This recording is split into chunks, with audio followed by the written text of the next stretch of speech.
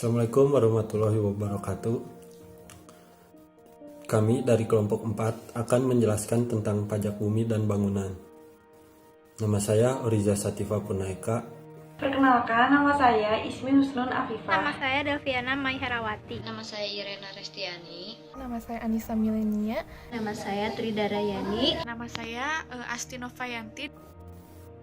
Pajak bumi dan bangunan atau disingkat PBB adalah pajak negara yang dikenakan terhadap bumi dan bangunan berdasarkan Undang-Undang Nomor 12 Tahun 1985 tentang pajak bumi dan bangunan sebagaimana telah diubah dengan Undang-Undang Nomor 12 Tahun 1994. PBB adalah pajak yang bersifat kebendaan dalam arti besarnya pajak teruntuk ditentukan oleh keadaan objek, yaitu bumi atau tanah, atau bangunan lainnya. Keadaan subjek atau siapa saja yang membayar tidak ikut menentukan besarnya pajak. PBB merupakan pajak tidak langsung karena beban pajaknya dapat dialihkan kepada pihak lain. Objek PBB dan bukan objek PBB yang termasuk objek PBB ada bumi dan bangunan. Contoh dari bumi seperti sawah, ladang, kebun, tambang, perkarangan, dan lain-lain. Sedangkan dari bangunan ada rumah milik pribadi, pusat pembelanjaan, tempat usaha, jalan tol, kolam renang, dan lain-lain. Sedangkan objek pajak yang tidak dikenakan PBB ada 5. Yang pertama, digunakan semata-mata untuk kepentingan umum di bidang ibadah, sosial, pendidikan, kesehatan, dan budaya nasional. Dimaksudkan tidak memperoleh peruntungan dari masjid, gereja, rumah sakit pemerintah, sekolah, panti asuhan, dan candi. Yang kedua, digunakan untuk kuburan, peninggalan purbakala atau sejenisnya. Yang ketiga, merupakan hutan lindung, suaka alam, hutan wisata, taman nasional, tanah pengembala yang dikuasai oleh desa, dan tanah negara yang belum dibebani suatu hak. Yang keempat, digunakan oleh perwakilan diplomatik berdasarkan atas asas timbal balik. Yang kelima, digunakan oleh badan dan perwakilan organisasi internasional yang telah ditentukan oleh Menteri Keuangan. Subjek pajak dan wajib pajak PBB. Subjek pajak. Subjek pajak adalah orang pribadi atau badan yang secara nyata mempunyai suatu hak atas bumi, memperoleh manfaat atas bumi, memiliki bangunan, menguasai bangunan, dan atau memperoleh manfaat atas bangunan. Wajib pajak. Wajib pajak adalah subjek pajak yang dikenakan kewajibannya untuk membayar pajak. Cara mendaftarkan objek PBB adalah orang atau badan yang menjadi subjek PBB harus mendaftarkan objek pajaknya ke kantor pelayanan pajak atau KPP Pratama, kantor pelayanan PBB atau KPPBB, kantor pelayanan penyuluhan dan konsultasi perpajakan atau KP2KP, dan kantor penyuluhan dan pengamatan potensi perpajakan atau KP4 yang wilayah kerjanya meliputi letak objek tersebut dengan menggunakan formulir surat pemberitahuan objek pajak atau SPOP yang tersedia gratis di KPP Pratama, KPPBB, KP2KP, atau KP4 setempat. Dasar pengenaan PBB merupakan nilai jual objek pajak atau NJOP. NJOP ditetapkan per wilayah berdasarkan keputusan Menteri Keuangan dengan mendengar pertimbangan dari gubernur serta memperhatikan yang pertama, harga rata-rata yang diperoleh dari transaksi jual beli yang terjadi secara wajar. Yang kedua, perbandingan harga dengan objek lain yang sejenis. yang letaknya berdekatan serta memiliki manfaat yang sama dan sudah diketahui harga jualnya. Yang ketiga, nilai perolehan baru. Yang keempat, penentuan nilai jual objek pajak pengganti. Saya akan menjelaskan tentang NJOP-TKP. NJOP-TKP kepanjangannya nilai jual objek pajak tidak kena pajak, yaitu batas NJOP-TKP atas bumi dan atau bangunan yang tidak kena pajak. Besarnya NJOP-TKP untuk setiap daerah, kabupaten atau kota setinggi-tingginya 12 juta dengan ketentuan sebagai berikut. Yang pertama, setiap wajib pajak memperoleh pengurangan NJOP-TKP sebanyak 1 kali dalam 1 tahun pajak. Yang kedua, apabila wajib pajak mempunyai beberapa objek pajak, maka yang mendapat pengurangan NJOP-TKP hanya 1 objek pajak saja yang nilainya terbesar dan tidak bisa digabungkan dengan objek pajak lainnya.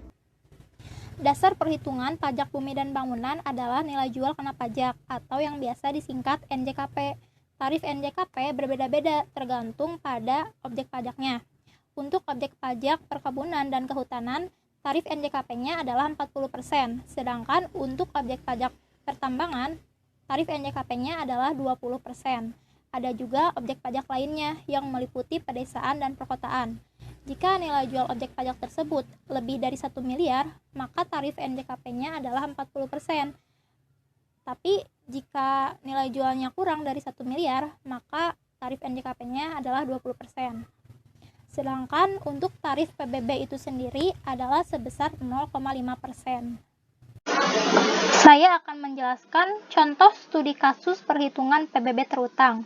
Misalnya, saya memiliki 1 rumah tempat tinggal di mana luas tanahnya adalah 80 meter persegi seharga Rp650.000 per meter persegi.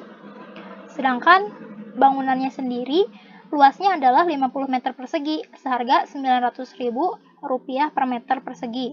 Besarnya nilai jual objek pajak tidak kena pajak atau NJOP-TKP adalah Rp8 juta. Untuk memudahkan perhitungan PBB yang terutang, maka kita perlu mengetahui klasifikasi dari objek pajak ini. Di sini tanah harganya Rp650.000 per meter. Kita lihat ke tabel klasifikasi NJOP bumi. Rp650.000 berada di kelas 69 dengan ketentuan NJOP Rp614.000. Maka NJOP bumi adalah 80 meter persegi dikali Rp614.000. Hasilnya adalah Rp49.120.000. Selanjutnya, bangunan harganya Rp900.000 per meter. Kita lihat di tabel klasifikasi NJOP bangunan. Rp900.000 berada di kelas 23 dengan ketentuan NJOP adalah Rp823.000. Maka NJOP bangunan 50 meter persegi dikali Rp823.000. Hasilnya adalah Rp41.150.000. Kita jumlahkan NJOP bumi dengan bangunan. Rp49.120.000 ditambah Rp41.150.000. NJOP keseluruhannya adalah Rp90.270.000. NJOP ini perlu dikurangkan dengan NJOP-TKP senilai Rp8 juta. Maka diketahui NJOP setelah NJOP-TKP adalah Rp82.270.000. Barulah kita menghitung NJKP-nya, nilai jual kena pajak. Karena total NJOP-nya kurang dari 1 miliar, maka tarif NJKP adalah 20%. Maka 20% dikali Rp82.270.000 diketahui hasilnya Rp16.454.000. Selanjutnya, dikali tarif PBB. Tarif PBB adalah 0,5%. Maka 0,5% dikali Rp16.454.000. Diketahui jumlah PBB yang terutang adalah Rp82.270. wajib pajak yang telah menerima surat pemberitahuan pajak terutang atau SPPT, surat ketetapan pajak atau SKP, dan surat tagihan pajak atau SPT dari kantor pajak bumi dan bangunan atau disampaikan lewat pemerintah daerah harus melunasinya tepat waktu dan pada tempat pembayaran yang telah ditunjuk dalam SPT.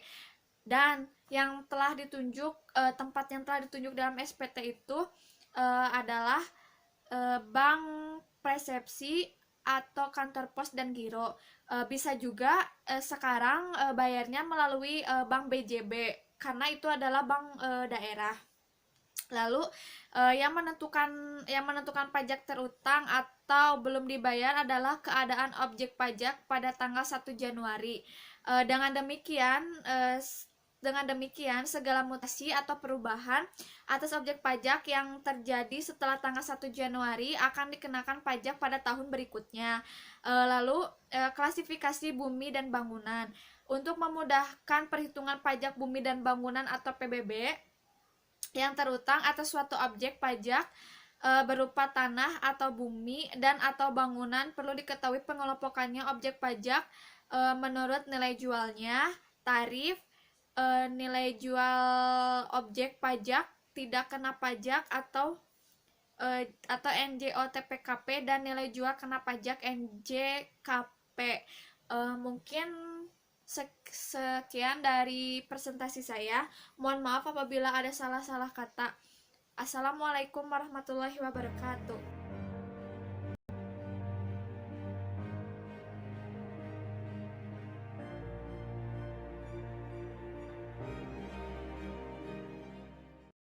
Sekian materi yang dapat kami sampaikan.